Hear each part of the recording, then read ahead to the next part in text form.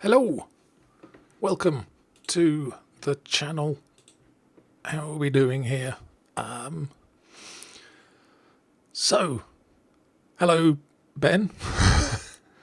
I believe that's my son Ben, who's joined us there. Let's do something. Should we put some, and you've gone. Okay.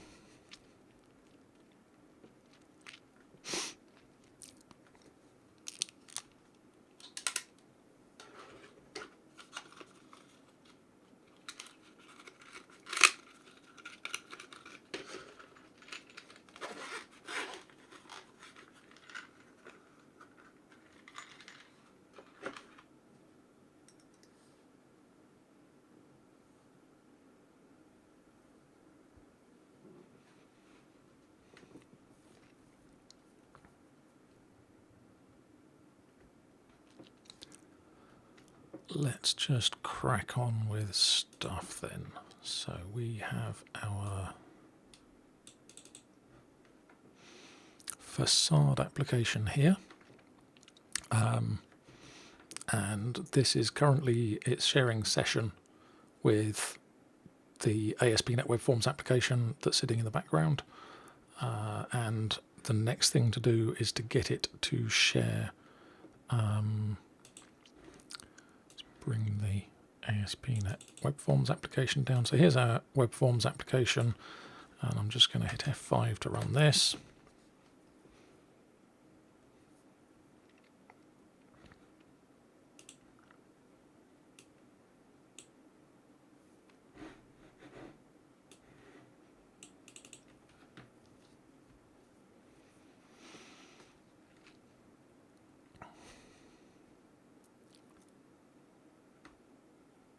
And then I can go to my ASP.NET Core application and I can start this.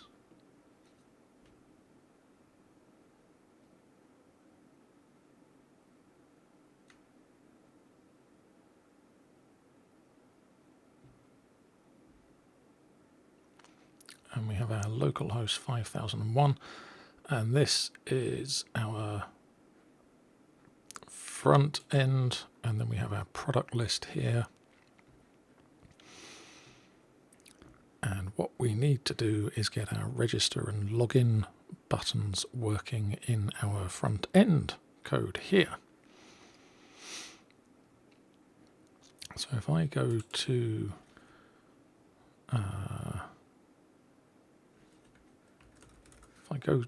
admin page here, and this redirects me, so I need to be able to handle redirecting from my page to the other page. Okay. Let's shift me down into the corner here.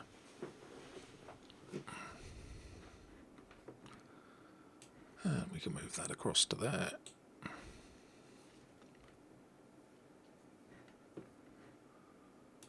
And let's move that across to there, and then we can move this around as well.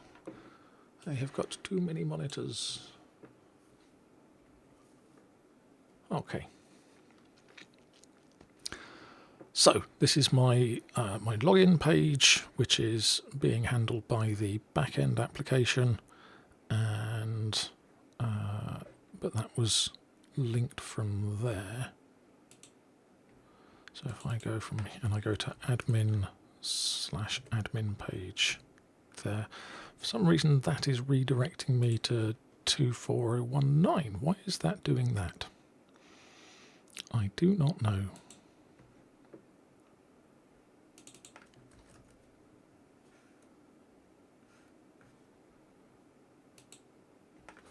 Let's open up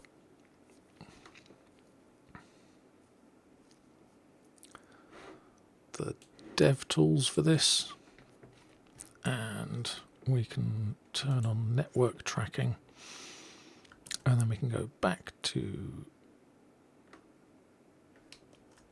preserve log, and then let's go back to here, and we'll go back to our home, to our product list page, And then we'll go to admin page. And what did we get in our... So we got a 302 redirect.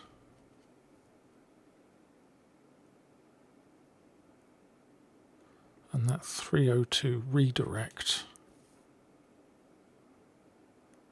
seemed to include the localhost 24019. Okay, interesting.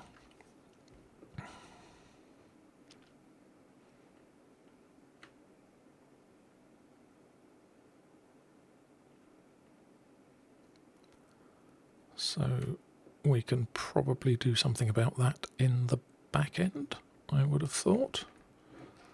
So where is our... How is this even doing authentication? So we got our global.asax registering custom routes. We got an application error. That's not doing anything in there. Let's try web.config. So we remove forms authentication module.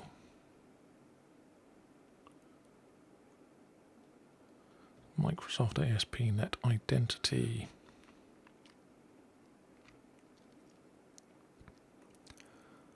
Okay, gonna have to dig into that and look at what that's doing. At some point. But yes, let's just crack on. We're going to create our authentication handler in our facade thing. Now on Tuesday I started trying to implement a whole iAuthentication service, and it appears that that is not actually necessary. And what I want to be implementing instead is an authentication handler. So I'm going to create a new class in here, and I'm going to call it Facade Authentication Handler. And then this is going to inherit from Authentication Handler. An authentication handler is generic and it wants an options type.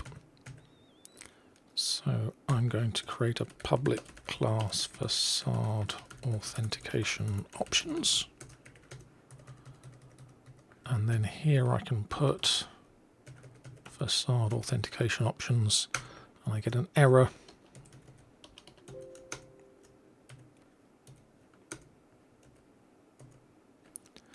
And that error is because must be convertible to authentication scheme options.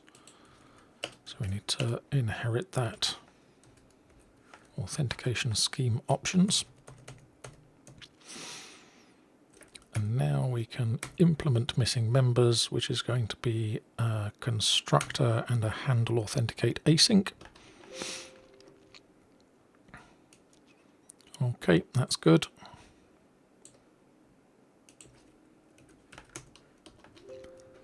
So we've got our options coming in with an options monitor. We've got a logger. We've got a URL encoder and an iSystem clock.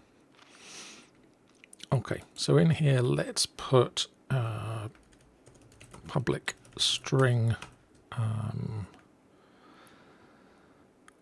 back end. What should we call this? This is where Facade's got to go and say, hello, is this person logged in? If I give you all the cookies and everything that you need to check this person's login, can you give me back their authentication information? So let's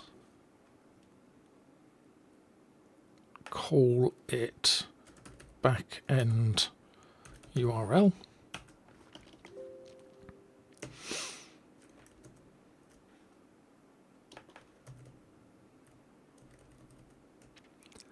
And then up here we're going to have a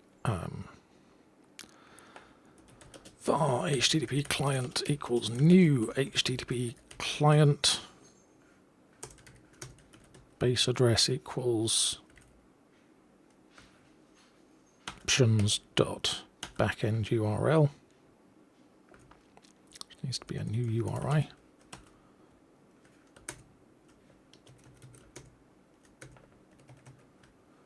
Options dot backend URL.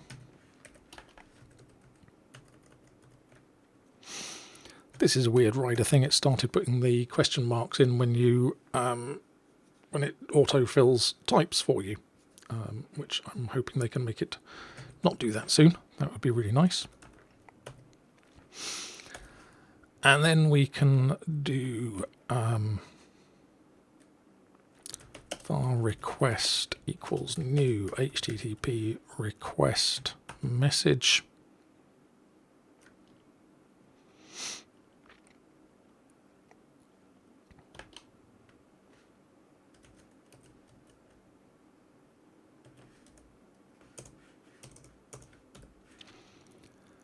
And we want to do a get, and we want to get just whatever the base address is set to.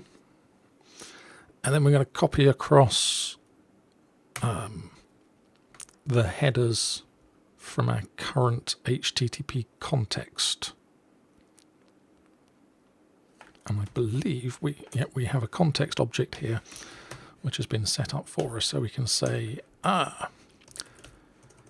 request dot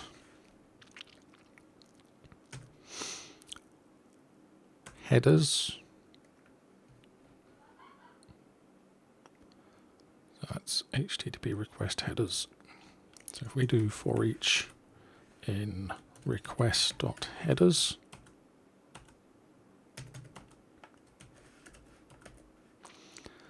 and this is so we've got the key and the value, and we're just going to blindly copy them all across.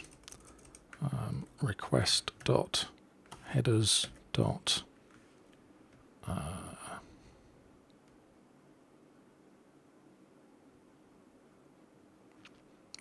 add, and we'll just pass in header.key and header.values.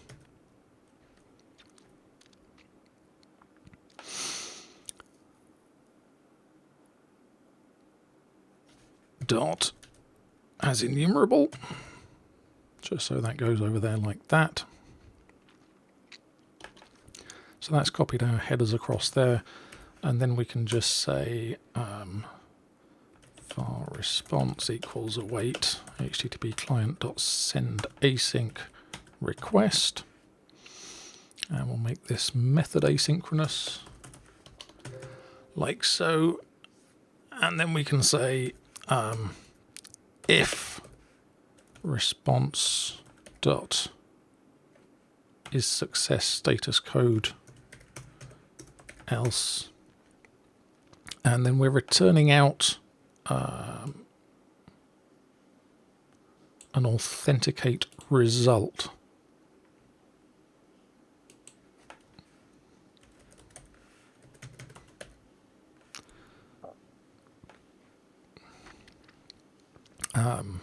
So fail, no result. So here we can put if response dot status code equals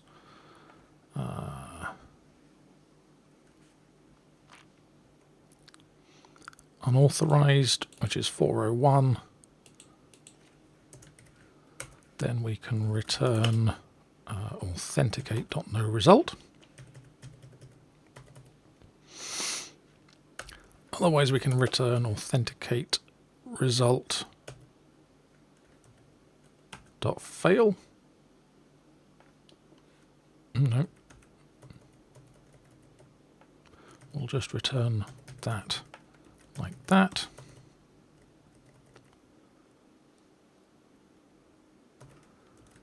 And we can put this in try catch, and down here we can return an authenticate result.fail and just pass the exception in there like that.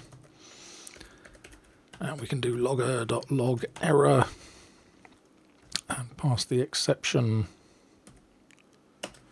and ex.message across there like that.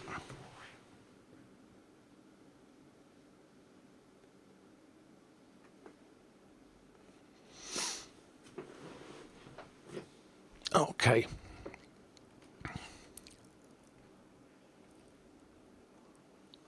So this is where it gets fun. If we have a response, so if we say return authenticate result.success, and we've got to create an authentication ticket.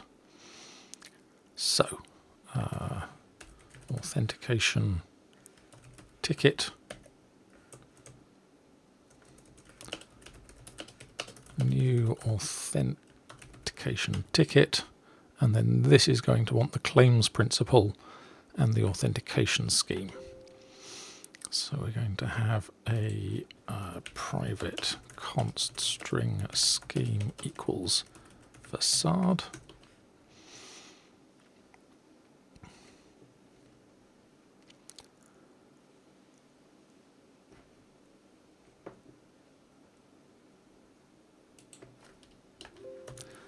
And now we're going to get the claims principal from our serialized claims principal.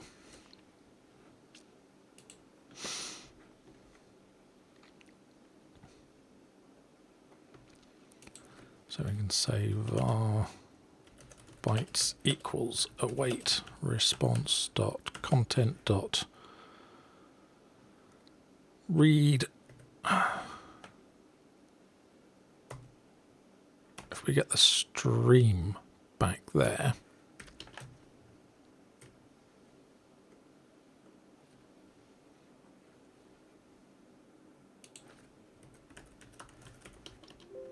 and then we can use that stream down here. So we'll have a private static claims principal deserialize principal, and we're just going to get the stream passed in here.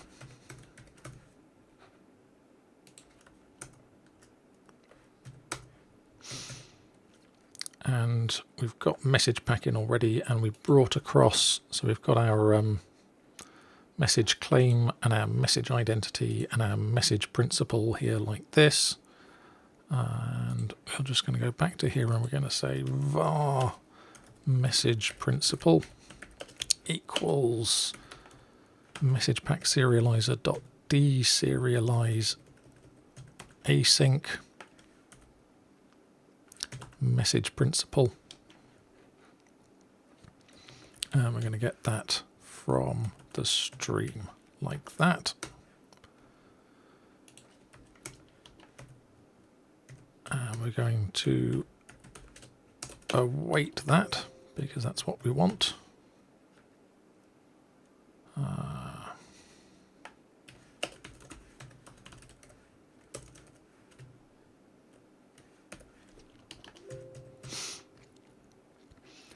And then our message principal. So we've got a from claims principal. So we want to be able to convert this to a new claims principal. So let's put a method in here and say public claims principal to claims principal.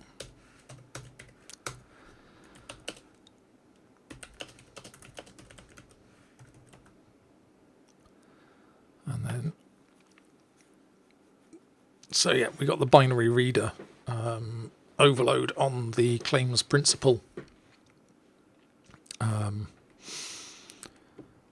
constructor there, which we can use, and we are going to not use that. We are going to create a list of claims identities.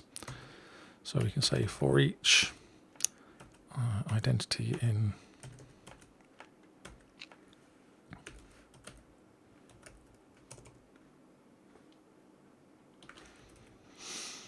and then in message identity we can create a public claims identity to claims identity. And we'll say var identity equals new claims identity.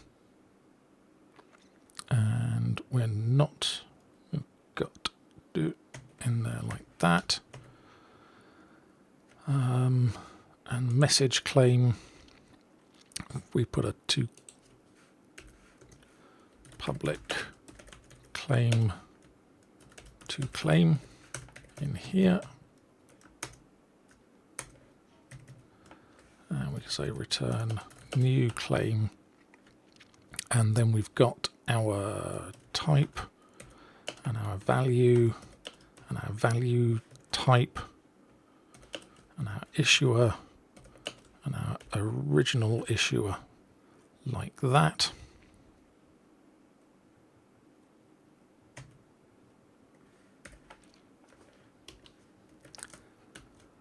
And then in our message identity, we can say var claims equals claims.select.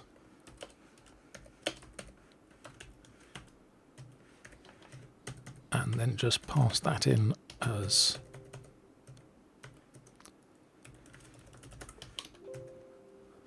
our arguments to our claims identity.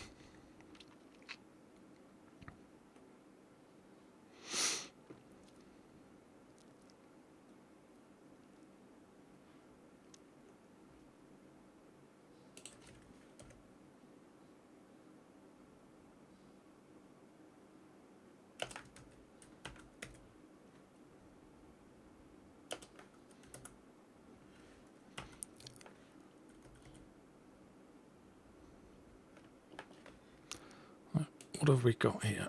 So claims identity class constructors, and we have an enumerable, so we've got a claims identity string, authentication type, name type, and role type.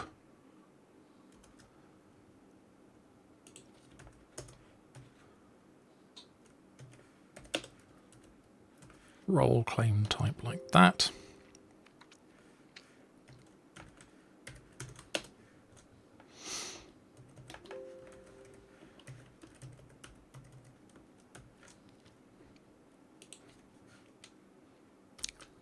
Let's just go through to our identity here.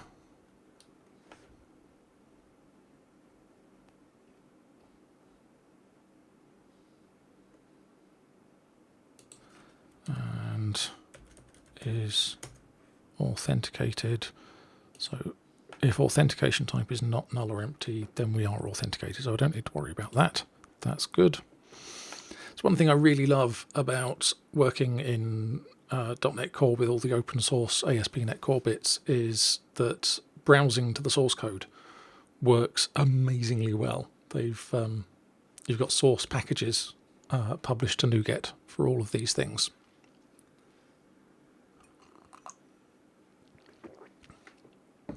And it just makes life really easy when you're shopping around and you don't really know what you're doing. So we can say var identities equals identities dot select I to I dot to claims identity, like so.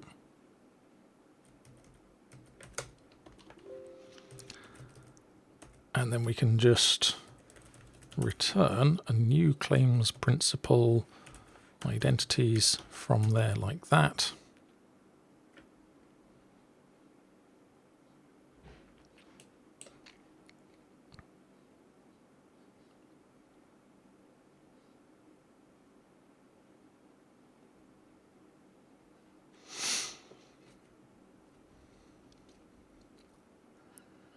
And I think I've probably made this better this time around.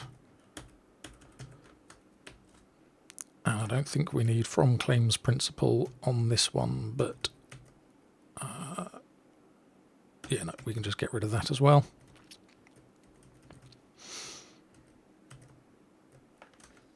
Okay, and then our facade authentication handler is just going to return message principal.toClaims principal like that. And then in here we have our new authentication ticket, and so we can say var principal equals deserialize principal from that stream.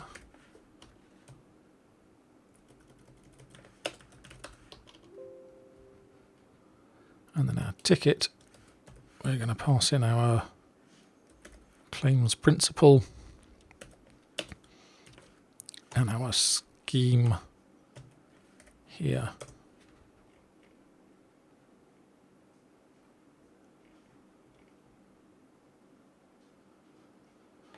Apparently we've got a scheme already in the base class.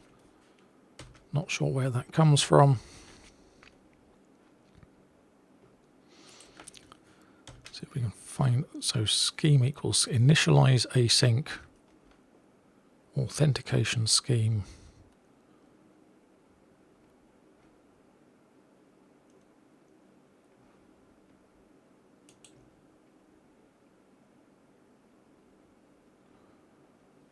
Right, we'll see what that does.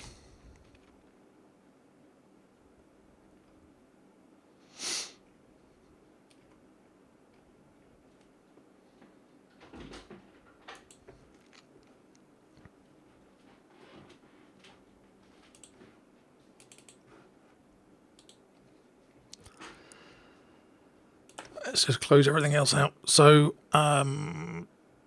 scheme, let's just change that to name. And then down here, we can change that to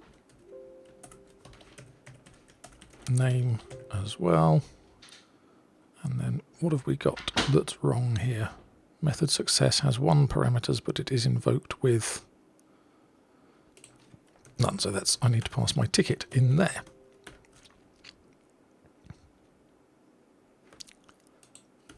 Excellent. So now I need to hook this up with my services and everything here. And so I can say services.add authentication.add scheme. And then this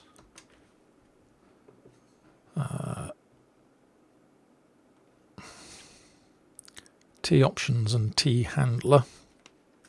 So that will be facade authentication options and facade authentication handler.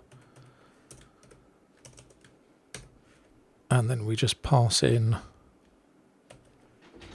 just pass facade in there.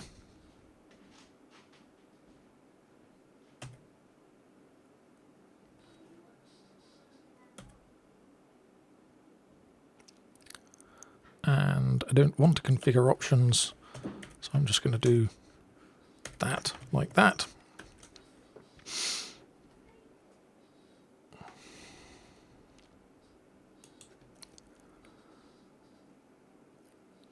And then down here, we'll turn on use authentication again.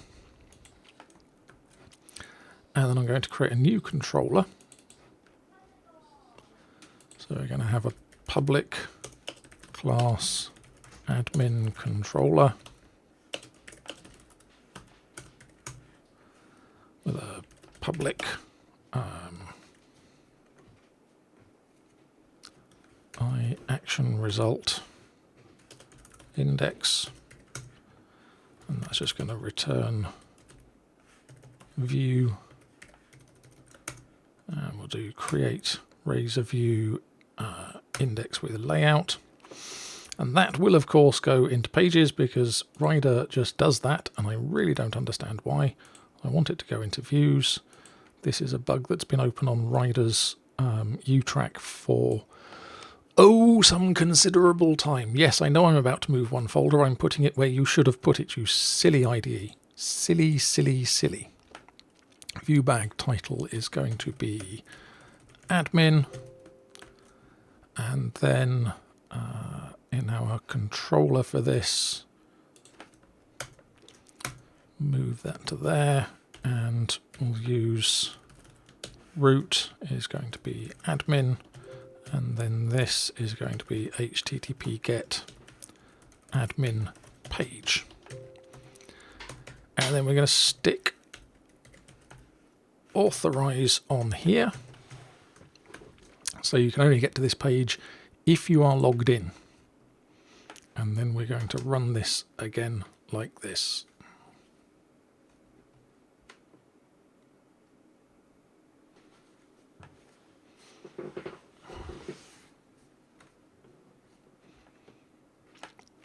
Okay, so if I go to products here and then I can do login here, don't want to use any of those.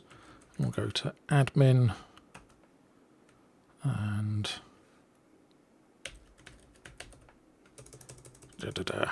P a $WRD and log in. So I'm now logged in, and then admin. No authentication scheme was specified and there was no default challenge scheme found. Now we get into how I write code. We just do things and then we Google the error messages and then add authentication. So if I put default scheme in there, where are we?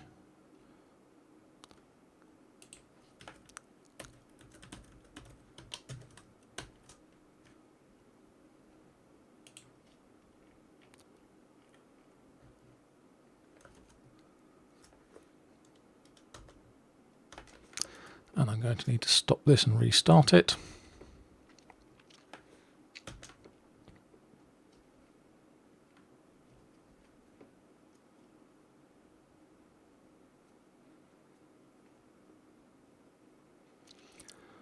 Parameter cannot be null. New HTTP close facade authentication. Oh, I haven't put in anything with the options, have I? Let's go back into my facade authentication handler. And we'll do this, and we'll just do this like this. Options basically has nothing in it at all.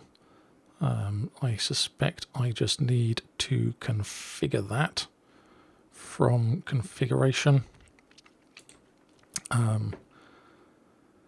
So let's go down to here. We'll go to startup, and I will try and remember how you configure options. Services.add options, facade authentication options.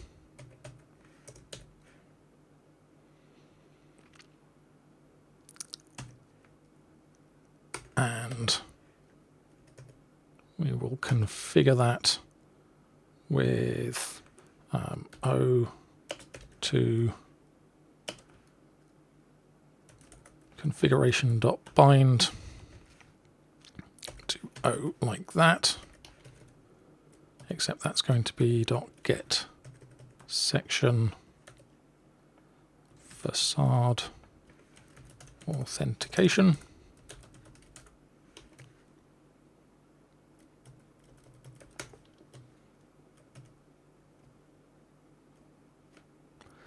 And then we need to put that into our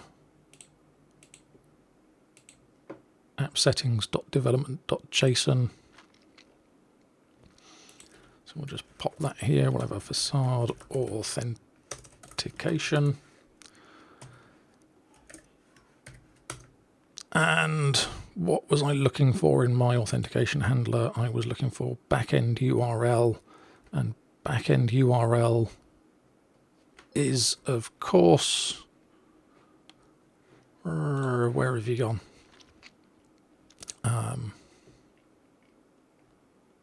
Facade auth and whatever the thing is actually running on. So it's going to be this.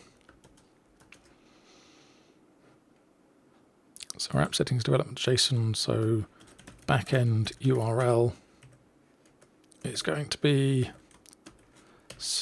not default / facade auth, like so. Let's try that.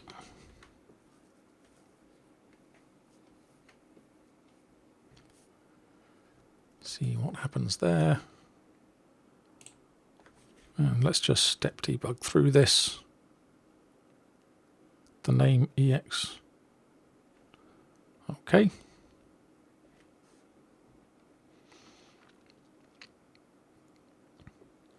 The value is not string.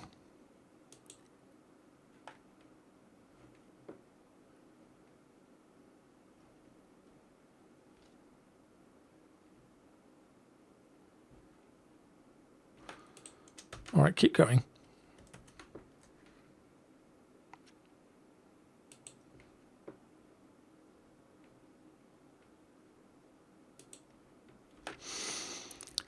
That has been set to something. Why has that not been set?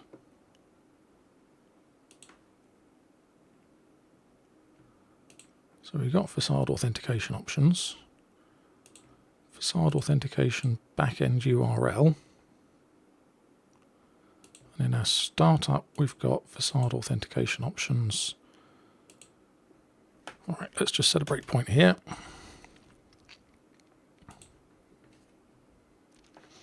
And run this again.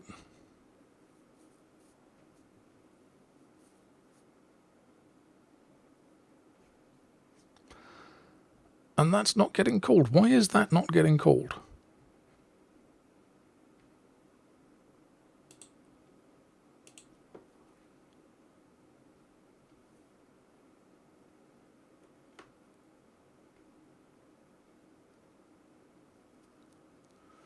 Oh, dead man.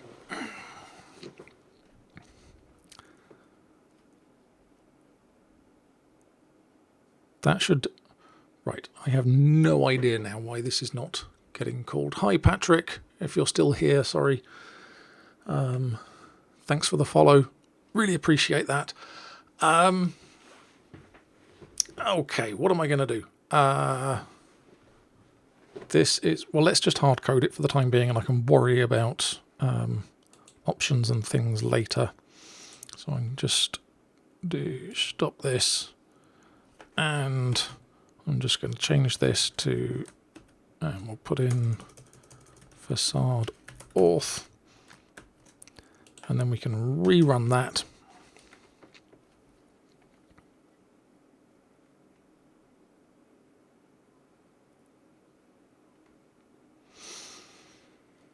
And we can do this, and then we can say, I'm going to copy all the request header. Nope, that didn't work.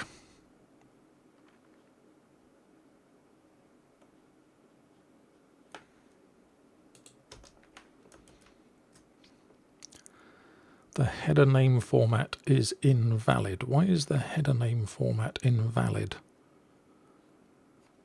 Let's run you again and jump back over to here.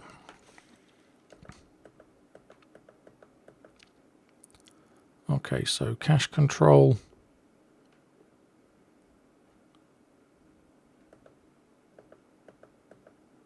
And now we've got colon authority.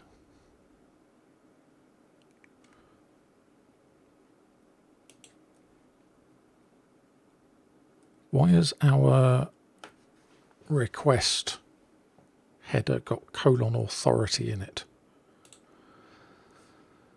What are you up to, request? Why have you got these things in you? Request headers.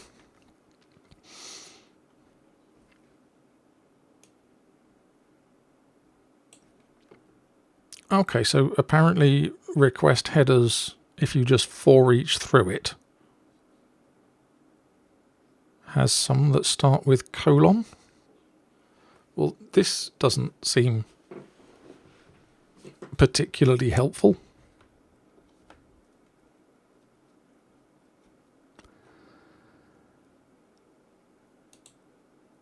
we are not getting our... Oh, it's set the cookie on a different thing as well. Okay, this is going to be stressful. You can go away, request headers. All right, let's stop this. And we need to figure out how to get the back end to...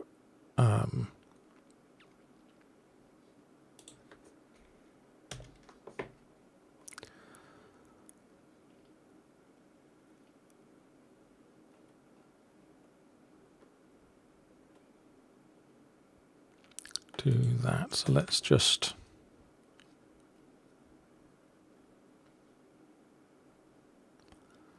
run this up again.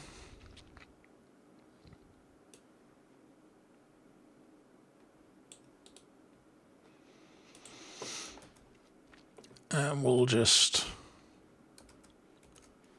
drop back to here, and I'm going to go back to startup, and I'm just going to take the authentication out. So we're not going to use authentication, and we can just scrap both of those, and we can just run this up again.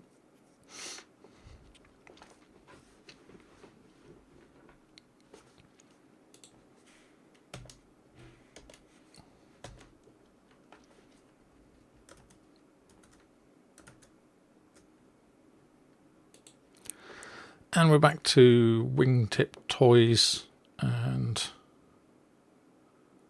so I'm going to open up an application, and we're going to go to here. So this has got ASP.NET application cookie, NT-access RF token, auth, and ASP.NET session ID. Let's just going to get rid of that and that and that. And then I'm going to refresh here like this, and I'm going to go to products, and we've got a login page here.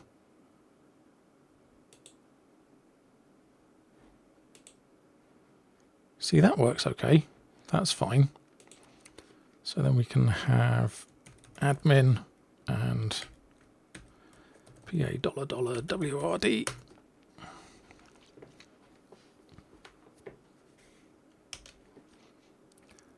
And now we've got our ASP.NET application cookie, and we've got our ASP.NET session ID.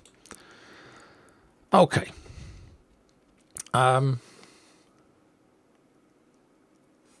So we can definitely log in. We know that. And we can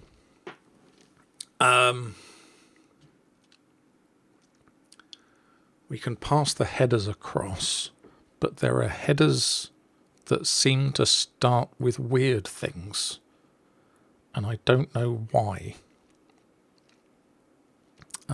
In our request there. So let's go back to our authentication handler.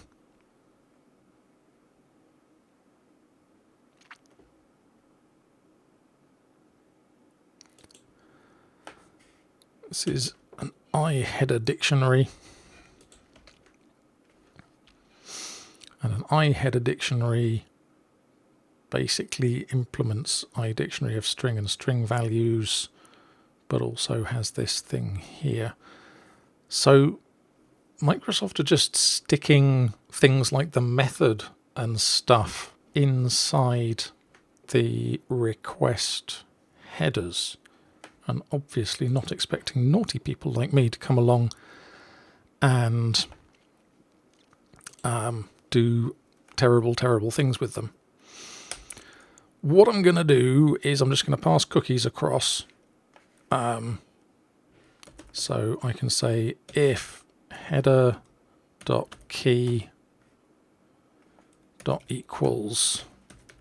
cookie, and ordinal ignore case, or header.key dot equals authorization.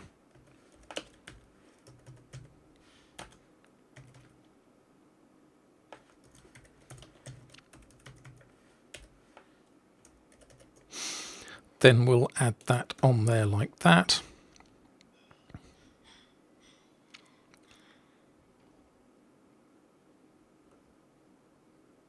Okay, good.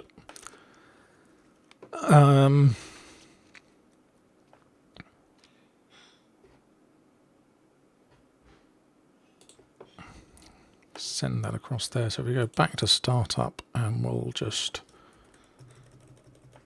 re-enable these things here. And let's just go over to here and add scheme is redirecting to this add scheme, which is going to this add scheme here.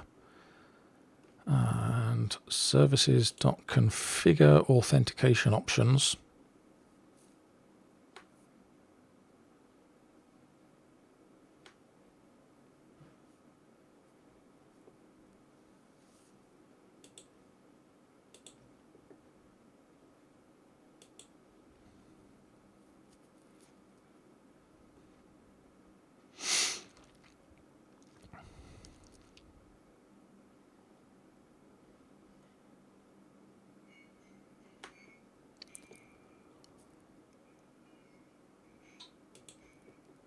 Services.configure authentication scheme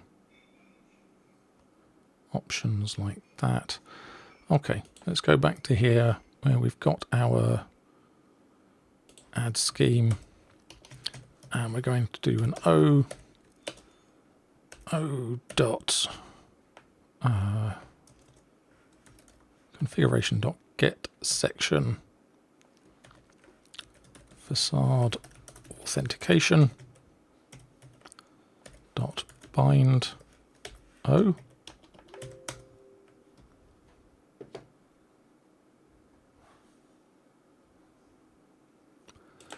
And then just take this out because it's going to do that for me anyway.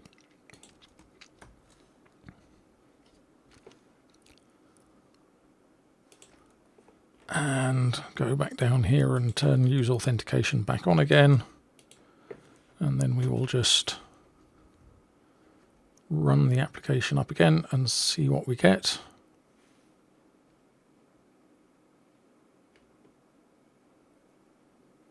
Ooh, has that worked? So if I now go to admin, it has, it's worked. I've done it. I am a genius. I'm not, but you know, that's actually quite good. So we go back to Wingtip Toys here and we log in here as well, and we go a admin and $WRD. Hello admin, and I can go to the admin page here. This shows us what it's supposed to look like. So we've got a category of cars. Now this is the points. This is where I want to recreate this admin page, but I want to do this in a sort of, let's not just slavishly recreate this WebForms admin page. I have no idea how all this works, but it seems to be kind of a single page thing. And this is an opportunity, as we're upgrading our Wingtip Toys website, to actually improve it and make a better Wingtip Toys admin thing. So I think I'm going to make this into like a nice table with all the products in there, and then I'm going to have a delete thing, which will probably have a modal pop-up that says, are you sure you want to delete this? And then an add button which takes you to a separate page which has got something like this inside it. So we can actually build something a little bit better. So let's go back to our code here. I'm just going to shut this down. And then in my controller here, so I've got my data here, and I've got product. So I can create a DB set products, and we'll just put get and set in there. And let's make sure that so these, I think I have actually handled the nullability in all of these places.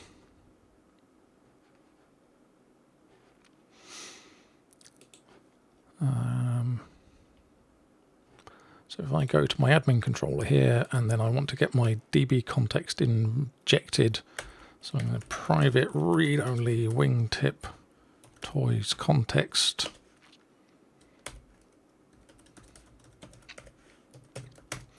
And I can get that initialized from the constructor, and I can do that. I can get that from dependency injection because I specified it up here.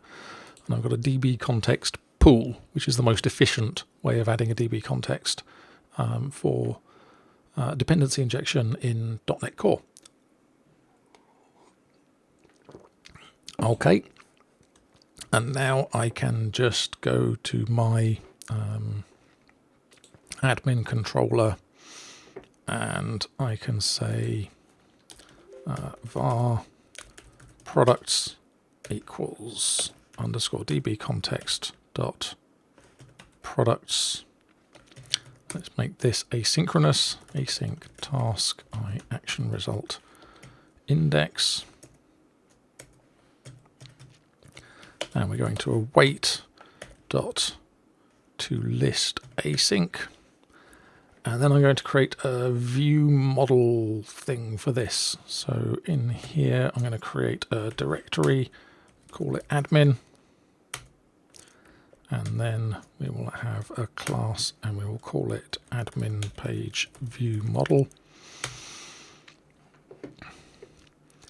And this is where we say we should not be passing entity framework models directly into views. And I'm going to say, I don't care. Let's just get this done.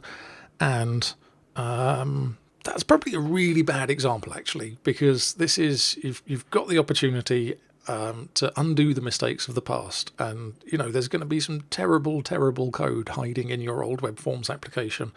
And here's me going, no, just pass entity framework models through to your view and use them and do all that sort of stuff.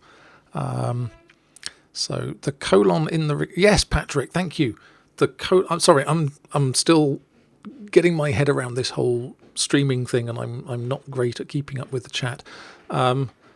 It looks like what Microsoft are doing with the ASP.NET pipeline, the Kestrel pipeline, whatever it is probably a sort of let's not have too many allocations thing. And so they need somewhere to put the method, because it was the scheme and the path and the method and everything were in request headers with colons in front of them. And obviously they're not expecting people to enumerate through request headers.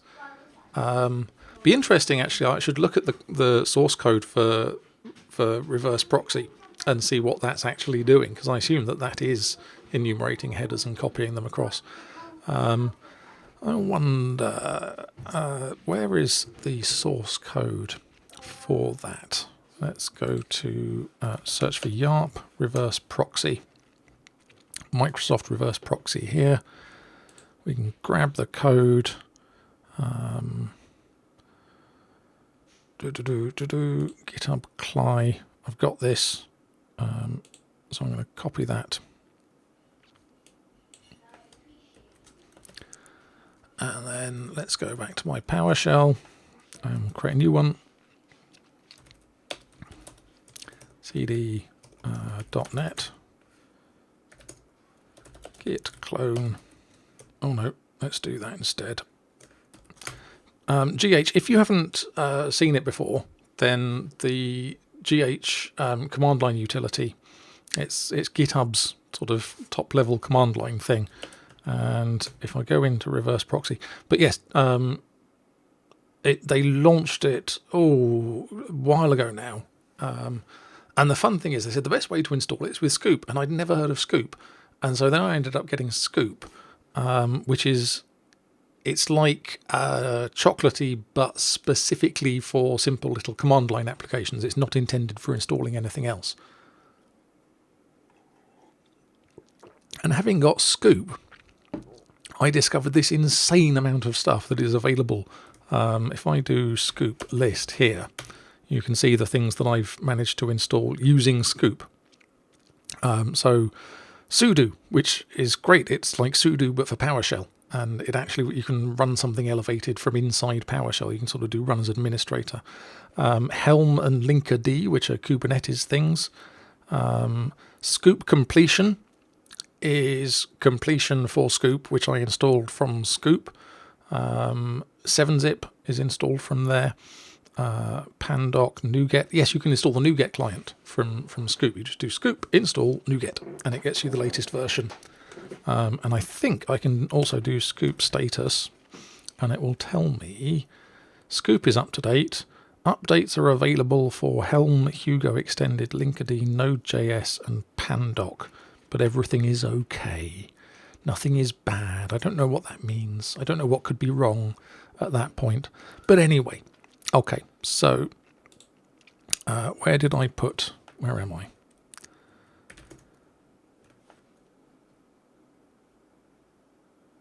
Okay, let's just open this up with code and take a look around.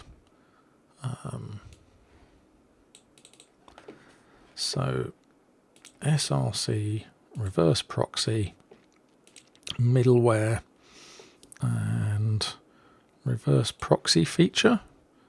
Nope, that's not doing that. Proxy invoker middleware. So we have a request delegates coming in.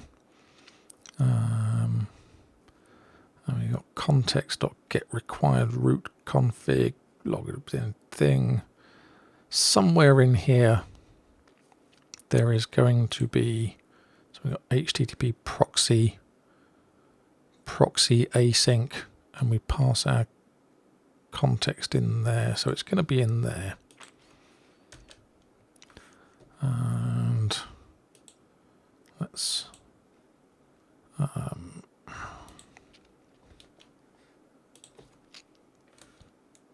can I go to, there we go, there's the definition of it.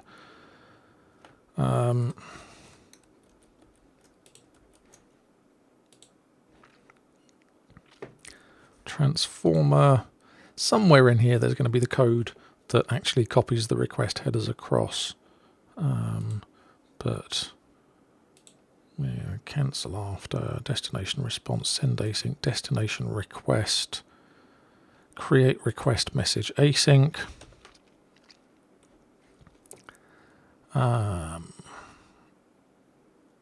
New request message, get the HTTP method,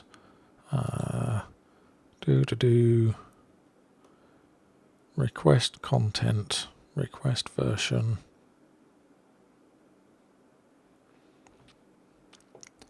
request URI. Where are you copying the headers across? You need to copy the headers across. You have to.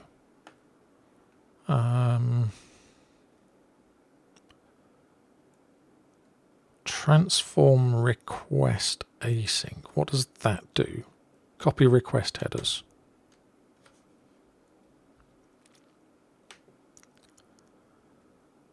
And then, yeah, filter out HTTP2 pseudo headers like method and path. Those go into other fields. So yeah, that is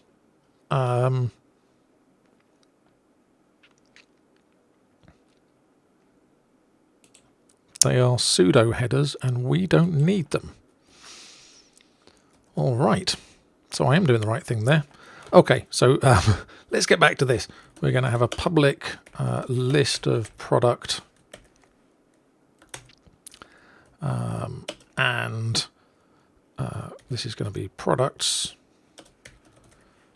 and that's just going to be a gettable, and we'll generate a constructor here.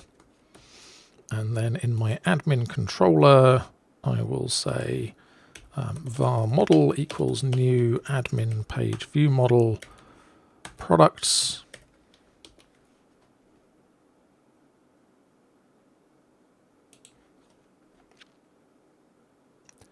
Is that saying that can be empty? Never mind. And then we'll pass that through to our view there.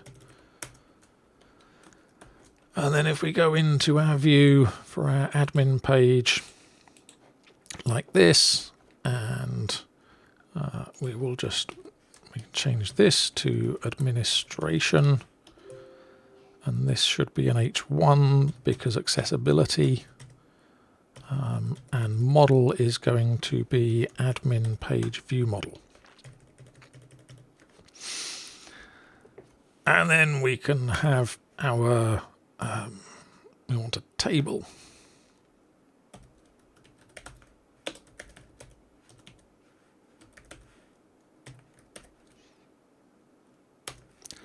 And then we'll put a T head and TH category.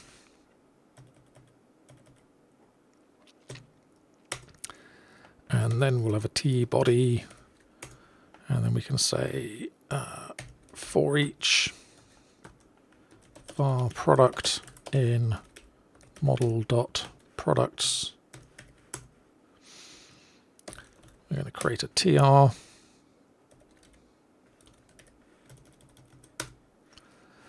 And we're going to have TD at product.category.category name.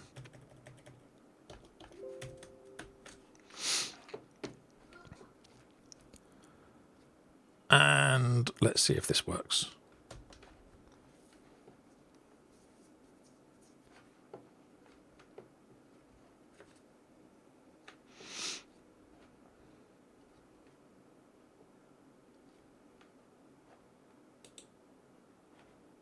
Just refresh this page here. Object reference not set to an instance of an object.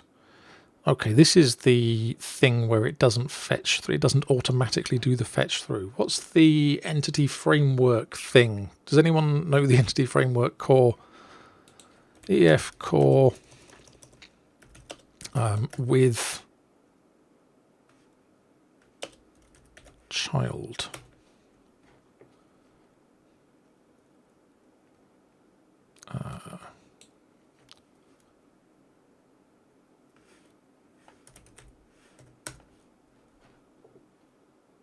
Loading related data. Eager loading, which we do include. Okay, so let's go back to our admin controller, and so we got products, and we're going to say dot include p to p dot category.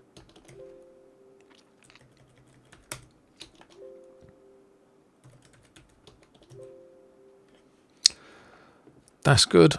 Sorry about the mouth noises. And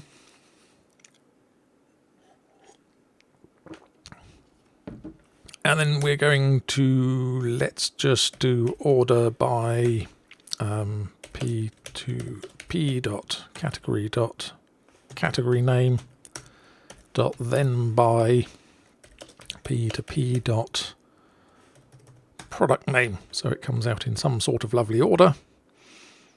And then we can run this again.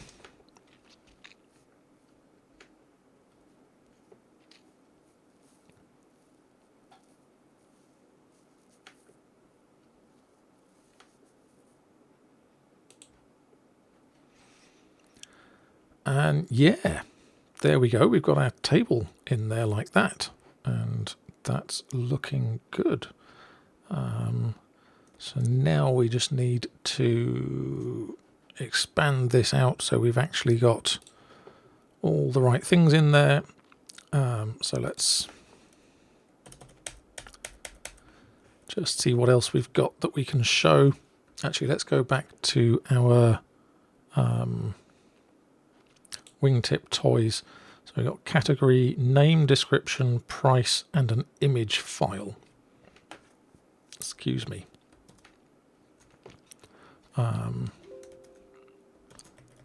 So we got product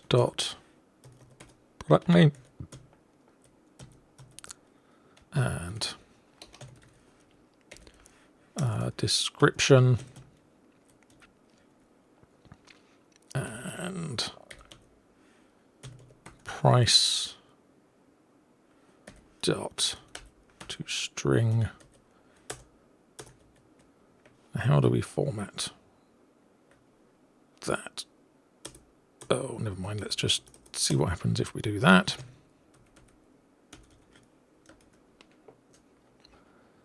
And image file we can leave out for the time being. And so up in our header here, we need to have another couple of header things. Name. Let's put a H2 here for products. Name, description, and price. And go back to our admin here.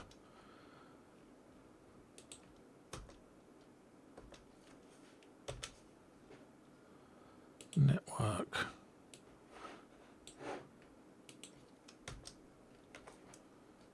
That's very strange.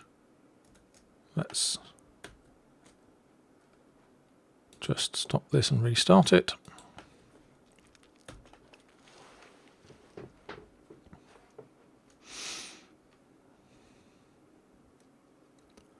That I would have thought that would have worked, but no. Admin. There we go. So big ship 95. What are we going to do here? We're going to format those as with kind of 0.00. So let's just do the to string 0.00. Method to string has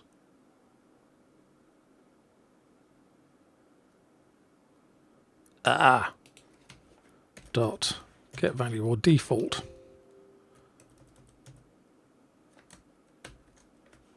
And then for S. Now we get that, and so we have currency like that,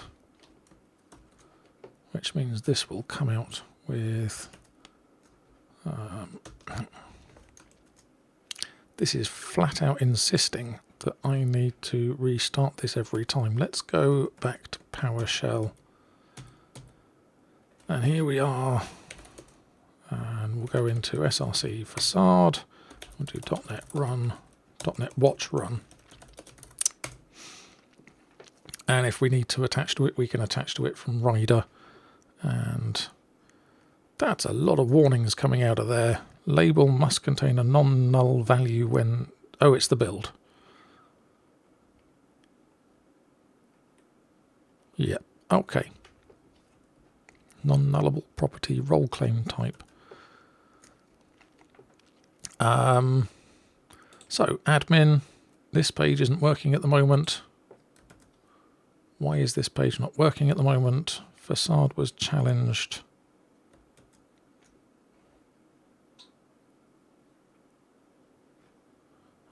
Why are you my wrong thing there? And yeah, see, it is working. Who knows why it said it wasn't working in the other browser? It works okay in this browser, and that'll do me for the time being. Okay, so then we can create an add page for this. So let's go back to our index here, and we're just going to create.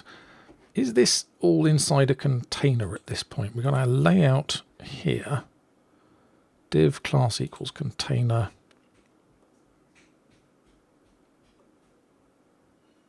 And then we've got a main class is pb3. This is going to be something from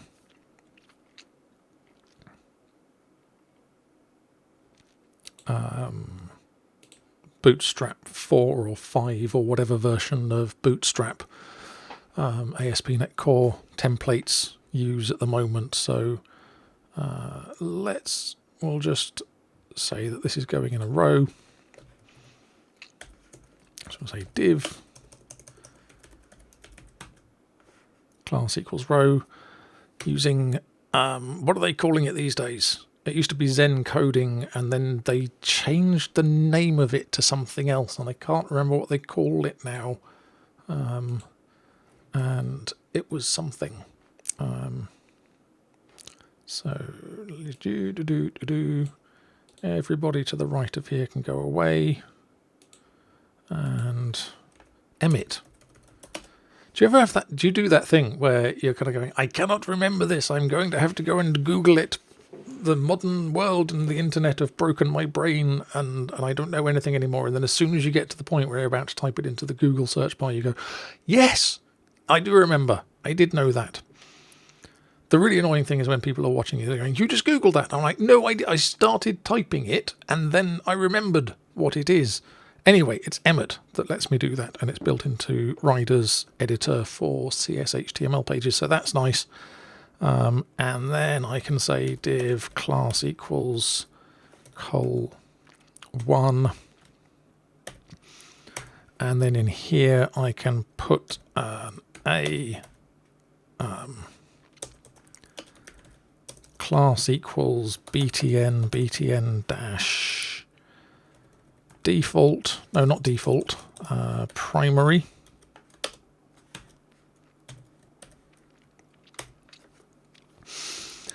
And this is going to be add a product. Let's say add a new product, like so. And then we go back to here. That's done that for me there.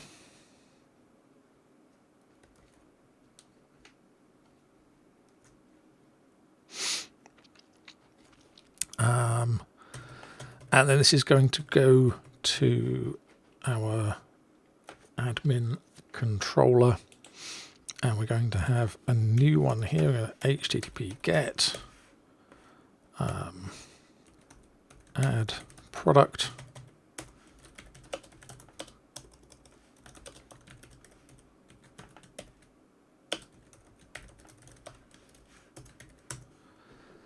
And this we're going to go to here, and we're going to have a new class, add product view model, prop string potentially name, and prop, what else do we have, string description,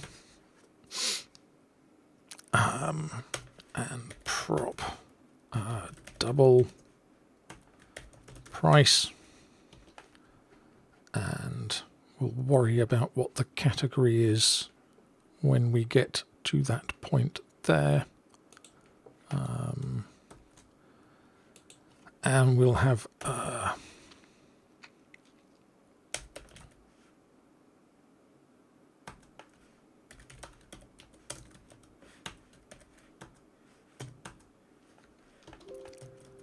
categories.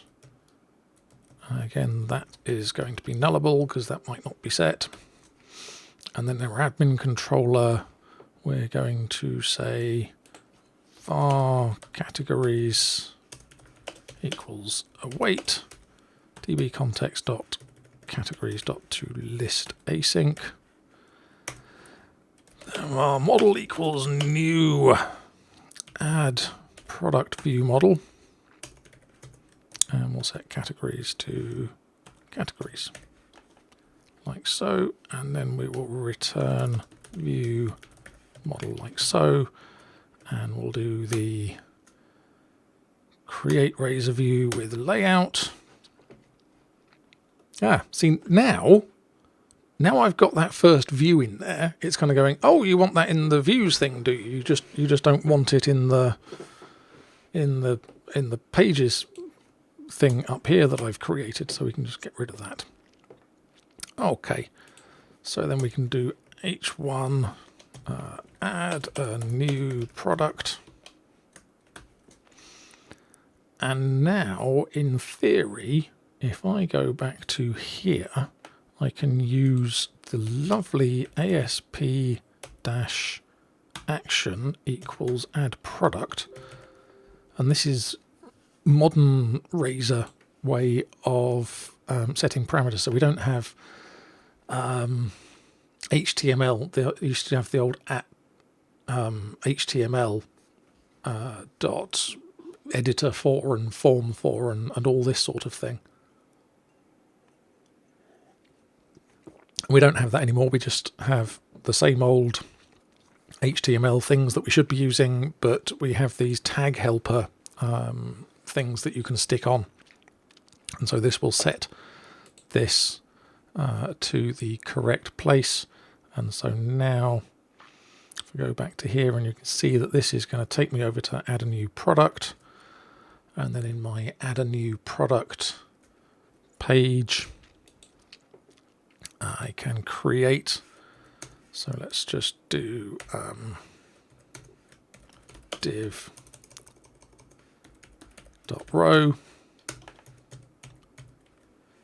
div.col-12,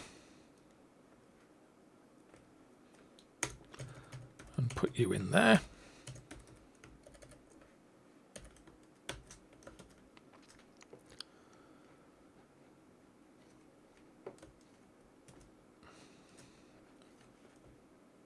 And then we'll have another div.row. And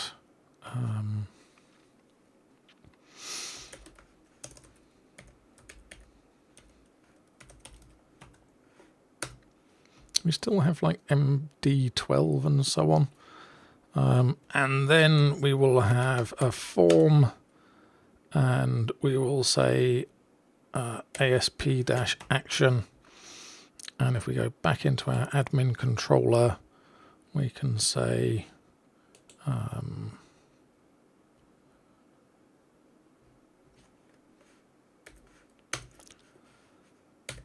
HTTP post add product.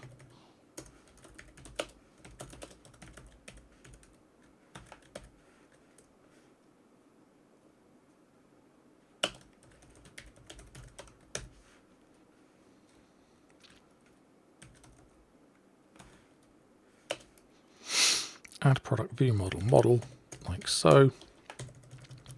I don't like having these as the same thing. That seems bad to me. I'm going to rename this overload, and I'm going to change this to new product like that. And I'm going to change this as well. And then it's going to post to here like that.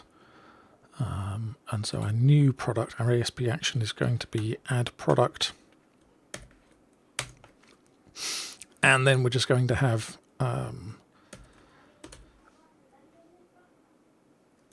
field set, label,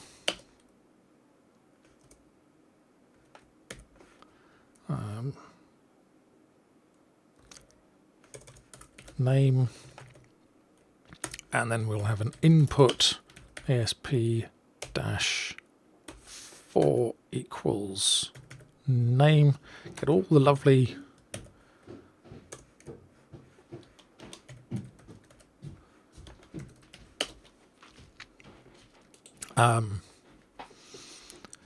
IntelliSense and everything else coming out here. It's really nice and makes it nice and easy to build these things. And of course, we've got to put the ASP-4 in the label as well. So that's for name. And then we'll have another.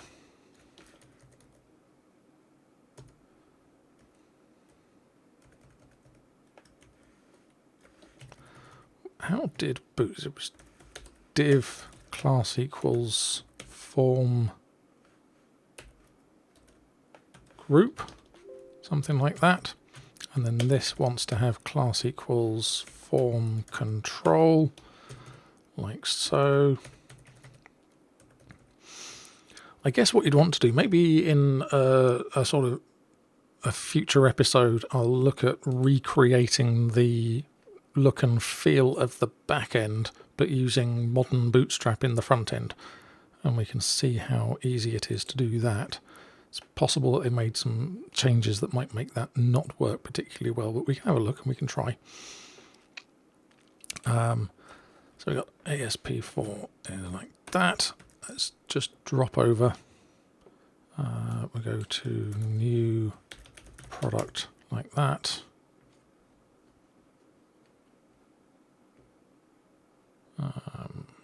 Local host refused to connect.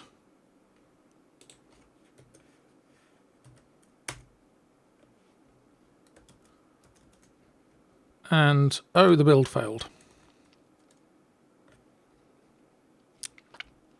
Add product, not all code paths. Oh, okay, it's not building at the moment. That explains that then.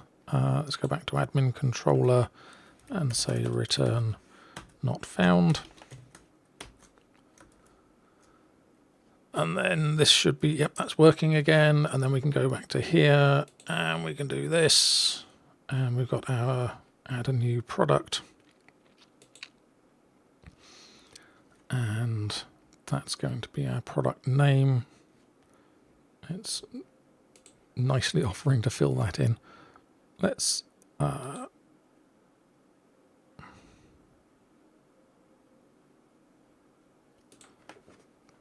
really shouldn't have that in there at the moment, but I do. Right, so we want entries in there for the other things as well. So we want div class equals form group, ASP-4 equals description,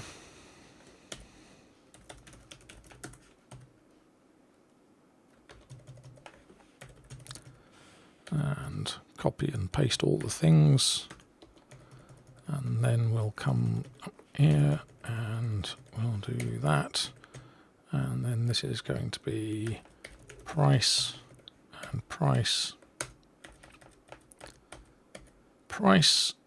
and type is going to be number, like so.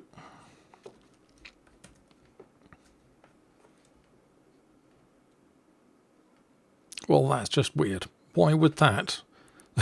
Why would you make those that size and this one this size? I really don't understand what you're doing. Never mind. And then we will say div class.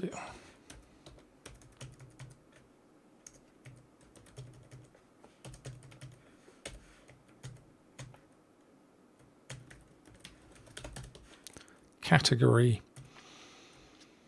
And then this is going to be a select.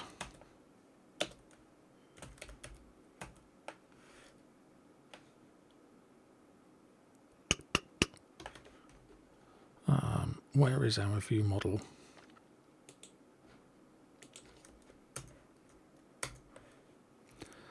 I think we're going to have a prop int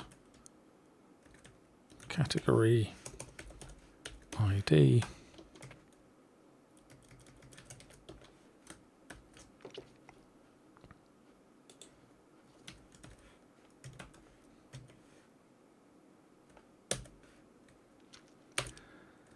And then how do you do these things? I don't do a lot of front-end work. I don't know how you do these things. HTML, select, option. No W3 schools, go away. Select. Okay, so you just have option and value is that. Okay.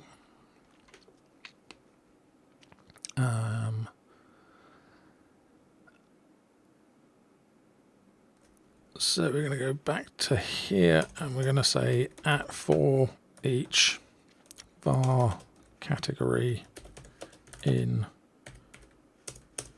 model.categories. Option value equals category dot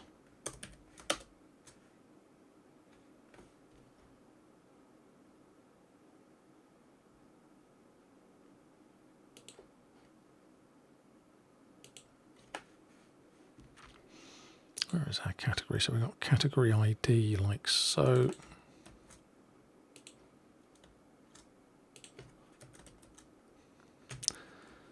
And then the text is just going to be category dot category name.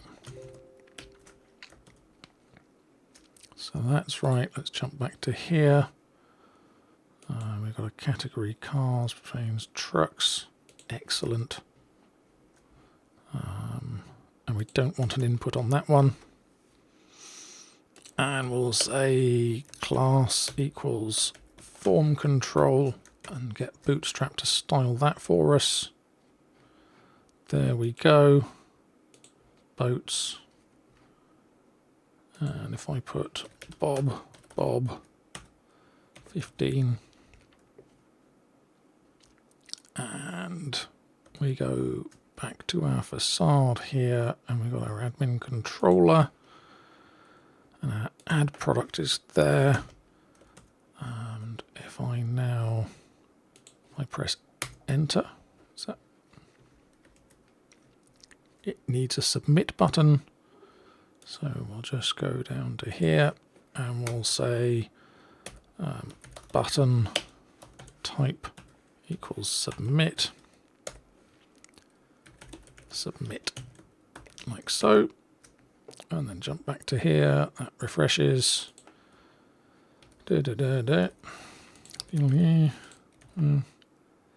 Go into cars. Let's do a submit. And then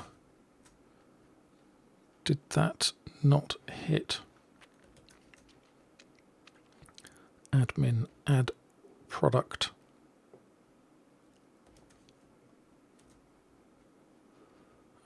Admin controller. Oh, do I need to put? Let's go back to here and we'll just check this. Let's open up our developer tools here. I'm going to keep that off there and we'll do submit, and that did an add product. It did a post and it has not found my admin add product endpoint there like that, but it did actually do it.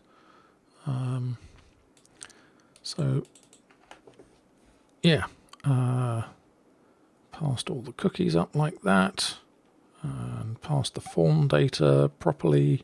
That looks fine. Got a request verification token that's gone there okay. Trying to go to admin add product, but it couldn't find it.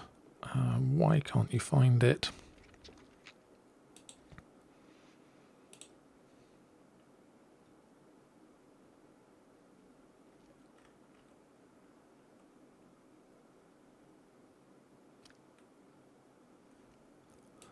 Okay, well, we can do a return redirect to action, and we can just pass that over to index.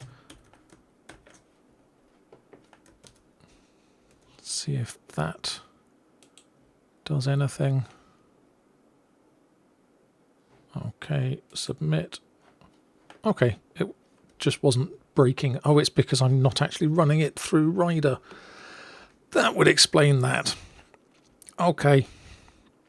And so then I can create var product equals new product.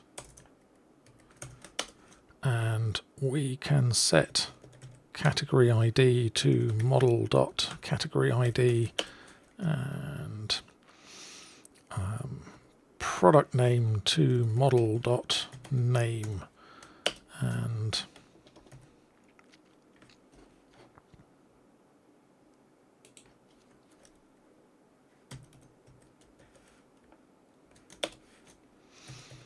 description to model.description and unit price to model.price, and I think that's everything, is it? Let's go into here again. Site can't be reached because it's not working at the moment. Oh, joy.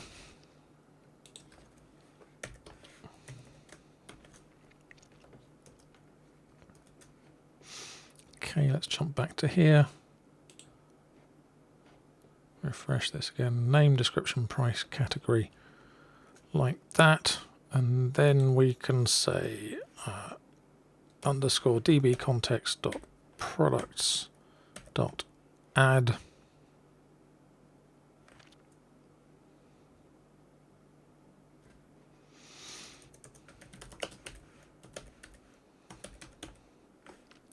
async product and await db context dot products dot save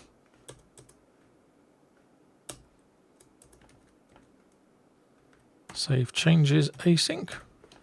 Is that right? Is that still how we do things in here? And so then if I go back to here and I go Ferrari and red and 0.42 and it's a car and we click submit, the two nearest valid values are 0 and 1. Okay, so I need to figure out what's going on with that. But yay, look, I have added a thing to my back end. And if I now go to products, this is still being served off of the back end code. And you can see that I've got my Ferrari there and I need my image. I need an image for it to make that be uploadable. So maybe that's something I can look at in the next stream. Okay. That is all we've got time for today. I've got to go and do all the things that I have to do. I'm sure you people have got things that you have to do. Thank you very much for dropping in on the stream. I hope to see you again next time, and take care of yourselves. Cheers. Goodbye.